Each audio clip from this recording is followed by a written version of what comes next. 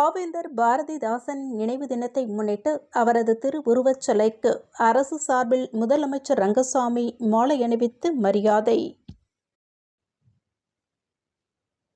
புதுவையில் கொளுத்தும் வெயிலில் பணிபுரியும் காவல்துறையினர், பயணிகள் நிழற்குடை அமைக்கப்படுமா என பொதுமக்கள் எதிர்பார்ப்பு.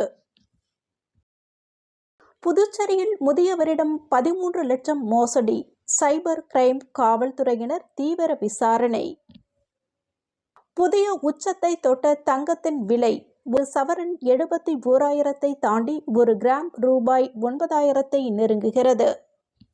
புதுவை வெங்கட்டா நகர் துணைமின் நிலையத்தில் பராமரிப்பு பணிகள் மேற்கொள்ள இருப்பதால் ஏப்ரல் 22ஆம் தேதி அதனை சார்ந்த பகுதிகளில் மின்தடை ஏற்படும் என்று புதுவை மின்துறை அறிவித்துள்ளது.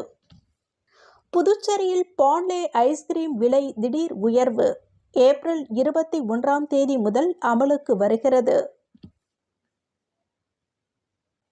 புதுச்சேரியில் தொடர் விடுமுறை எதிரொலி, புதுவை கடற்கரை சாலை உள்ளிட்ட சுற்றுலா தலங்களில் அலை மோதிய மக்கள் கூட்டம். புதுச்சேரியில் மீன்பிடி தடைக்காலம் அமல், ஏரி மீன்களின் விற்பனை படு ஜோராக நடைபெற்று வருகிறது.